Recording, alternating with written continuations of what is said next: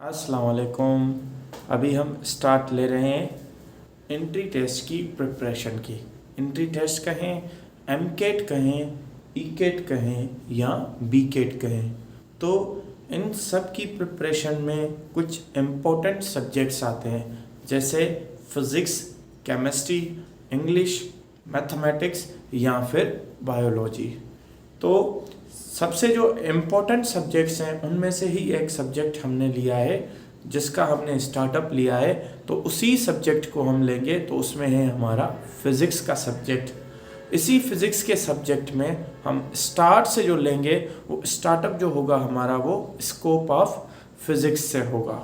तो scope of physics के अंदर हम ऐसा कह सकते हैं कि इसी का ही एक पूरा कंटेंट है। तो इसके कंटेंट में आ जाते हैं, साइंस आता है, उसकी मेन ब्रांचेज आ जाती हैं, फिज़िक्स आता है और उसकी इम्पोर्टेंस या उसकी ब्रांचेज आ जाती हैं, हिस्ट्री ऑफ फिज़िक्स है, कंट्रीब्यूशन ऑफ मुस्लिम साइंटिस्ट है, फिज़िकल क्वांटिटी है, यूनिट है, यूनिट सिस्टम है, फिज़िकल क्वांटिटी के टाइप्स हैं, सिग्निफिकेंट फिगर है, फिर डायमेंशन है। उसके बाद आते हैं हम फर्स्ट टॉपिक पे जो हमारे पास इसमें दिया गया है। तो इनमें फर्स्ट टॉपिक जो हमारे पास दिया गया है वो है साइंस का।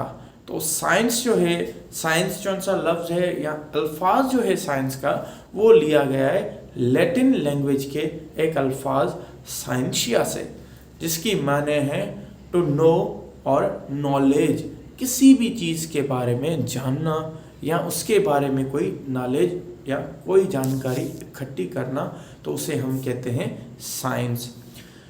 अब देखते हैं कि नॉलेज किस चीज़ की, ऐसी नॉलेज जो डिपेंड करती हो किसी भी एक्सपीरियंस पे। जैसा कि हम कह सकते हैं किसी भी फिनोमेना को, किसी भी एक्सपीरियंस को हम कंसीडर कर सकते हैं साइंस में। जैसा कि हम पानी पीते हैं, तो पानी पीते हैं तो हमें जो पानी है कभी ठंडा लगता है, कभी गर्म लगता है। तो पानी डिपेंड करता है अपने टेम्परेचर पे, जो पानी का टेम्परेचर होगा या जहाँ पे पानी पड़ा होगा, जहाँ से हमने पानी लिया होगा, उस पे डिपेंड करता है। तो पानी डिपेंड करता है एनवायरनमेंट पे। तो ये हमारा क्या है, एक एक्सपीरियंस है। इसी तरह सूरज, जैसे सुबह सुबह हम उठते हैं तो सूरज देखते हैं, निकलता हुआ उभरता हुआ सूरज देखते हैं। इसी तरह शाम को देखते हैं तो सूरज जो है, डूबता हुआ सूरज हम देखते हैं। तो ये एक नेचुरल फिनोमेना, ये हमारा एक नेचुरल एक्सपीरियंस है। अब इसके बारे में जानना, इसके हिसाब किताब को हमने देखना, इसके सिस्टम्स कैसे हो रहे हैं, किस टाइम पे, किस दिन पे ये सूरज जो है ग्रूब होगा, किस दिन पे सूरज जो है सुबह सवेरे नज़र आएगा, तो ये सारी चीज़ें, या किस टाइम पे बीच पे सेंटर पे होगा सूरज। तो ये सारी जो फिनोमेना, ये सारे जो एक्सपीरियंस हैं, इनको अगर कलेक्टिवली हम पढ़ें, कलेक्टिवली लें, तो ये सारी चीज़ें आ जाती हैं साइंस में। इसके अलावा बहुत सी चीज़ें, जैसे हम बहुत सी चीज़ें खाते हैं, बहुत सी चीज़ें ऐसे हैं जो सीड ज़मीन में लगाते हैं, तो उसके बाद वो जर्मिनेट होता है। जर्मिनेट होने के बाद उससे फिर टहनियाँ निकलती हैं, पत्ते निकलते हैं, और पत्तों के बाद उसमें फ्रूट आता है। तो अब देखें, इस वक्त जो हमारे पास मेथडोलॉजीज इस्तेमाल हो रही हैं उन प्लांटेशन के लिए या फार्मिंग के लिए, तो उनमें हम बहुत सी ऐसी चीज़ें एक्स्ट्रा से ऐड करते हैं। पहले क्या होता था, ज़मीन से अपने आप चीज़ें उग जाती थी, लेकिन अब ऐसे नहीं होता, उगाने में मुश्किल होता है, या फिर ऐसे कह सकते हैं आसानी से नहीं उग पाती। क्यों? क्योंकि पहले ज़माने में जो मिनरल्स थे ज़मीन के अंदर, वो ज़्यादा मिकदार में थे, एक्सेस में थे बहुत सी जगहों पे। लेकिन हमने क्या किया, उसी इक्विलिब्रियम को चेंज किया। जो हमने मिनरल ज़मीन से निकाले, एक्सट्रैक्ट किए जो मिनरल्स, तो ये सारी फिनोमेनास, किस तरह ज़मीन से मिनरल एक्सट्रैक्ट हुए, किस तरह फिर हम ज़मीन को बहुत सी खादें देते हैं, या किस वजह से हमें, कैसे हमें पता चला कि ये खाद इस ज़मीन को देनी चाहिए। तो ये सारी फिनोमेनाज, ये सारी मेथोडोलॉजीज साइंस के अंदर आ जाती हैं। तो अब आते हैं साइंस है क्या। तो साइंस एक सिस्टम है, सिस्टमेटिक स्टडी है। सिस्टमेटिक फिनोमेना को हम सिस्टम्स को कह सकते हैं साइंस। ऐसा सिस्टम जिसकी स्टडी ली जाए, या ऐसी नेचुरल फिनोमेना जिसकी सिस्टमेटिक स्टडी की जाए, तो उसको हम कह सकते हैं साइंस। और उसके बाद साइंस जो है 3 बुनियादी चीज़ों पे डिपेंड करती है। एक है उसकी ऑब्जर्वेशन, उसके बाद दूसरी है एक्सपोनेंट और तीसरी है मेजरमेंट। ऑब्जर्वेशन में आता है किसी भी चीज़ को ऑब्जर्व करो, देखो, समझो और उसके बाद उस पर लिखना शुरू करो। सही है, तो ये सारी चीज़ें आती हैं ऑब्जर्वेशन पे। अब उस चीज़ों को कलेक्ट किया, उस पर लिखा और उसके बाद एक अपना आइडिया दिया जाए, अपना वे दिया जाए उसी काम को कैसे परफॉर्म किया जाता है, तो उसको हम आइडिया को हम कह सकते हैं हाइपोथेसिस।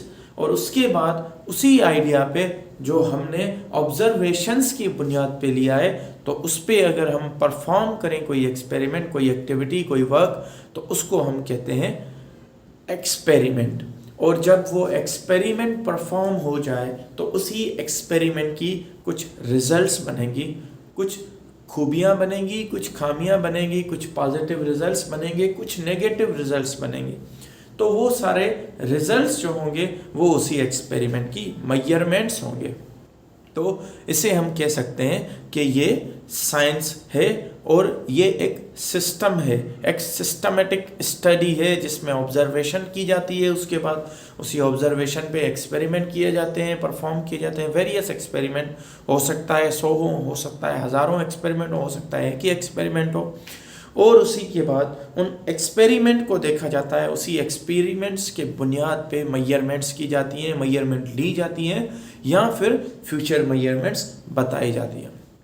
उसके बाद आते हैं कि साइंस के अंदर जो बेसिक मेथोडोलॉजी है वो क्या क्या है, जो बेसिक मेथड्स, बेसिक एस्पेक्ट्स जो हैं साइंस के अंदर वो क्या क्या हैं, वो कौन से हैं। तो फिर साइंस के अंदर सबसे जो अहम ऑब्जर्वेशन का पहलू आता है, उसके बाद जो सेकंड पे आता है हाइपोथेसिस का पहलू आता है, या ऐसे कह सकते हैं सिस्टम के अंदर फर्स्ट स्टेप जो है, फर्स्ट स्टडी जो है ली जाती है वो ऑब्जर्वेशन की ली जाती है। उसके बाद हाइपोथेसिस लिया जाता है और उसी हाइपोथेसिस के बुनियाद पे एक्सपेरिमेंट, और एक्सपेरिमेंट के बाद उसी पे थ्योरेटिकल एक्सपीरियंस शेयर किया जाता है। तो ये हम कह सकते हैं कि ये साइंस है। साइंस के बाद आते हैं कि साइंस की नेचर जो है किस तरह एक्सप्रेस की जाती है। तो साइंस की जो 2 नेचर हैं एक्सप्रेस की जाती हैं मेनली। वैसे तो साइंस की बहुत सी ब्रांचेज हैं, लेकिन 2 मेन हिस्से जो हैं साइंस के दिखाए जाते हैं। एक नेचर को हम कह सकते हैं, एक ब्रांच को हम फिजिकल साइंस कह सकते हैं और दूसरी को हम कहते हैं बायोलॉजिकल साइंस। फिजिकल साइंस में हम किसी भी non animate, non living things के बारे में पढ़ें तो इसको हम कहते हैं फिजिकल साइंस। उसके बाद आते हैं बायोलॉजिकल साइंस में। तो बायोलॉजिकल साइंस के अंदर किसी भी एनिमल के बारे में, किसी भी लिविंग ऑर्गेनिज्म के बारे में, किसी भी प्लांट के बारे में पढ़ें, स्टडी कलेक्ट करें या मेथडोलॉजी कलेक्ट करें, तो वो सारी आ जाती हैं बायोलॉजिकल साइंस के अंदर।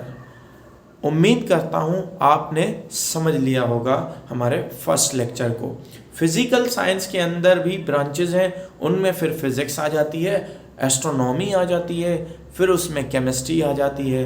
इसी तरह बहुत सी ब्रांचेज हैं जो फिजिकल साइंस में आती हैं। इसी तरह बायोलॉजिकल साइंस की भी कुछ ब्रांचेज होंगी। तो बायोलॉजिकल साइंस में भी हमारा माइक्रोबायोलॉजी आता है, जूलॉजी आता है, बॉटनी आ जाता है। तो उम्मीद करते हैं आपने अच्छे से इसी फर्स्ट लेक्चर को समझा होगा।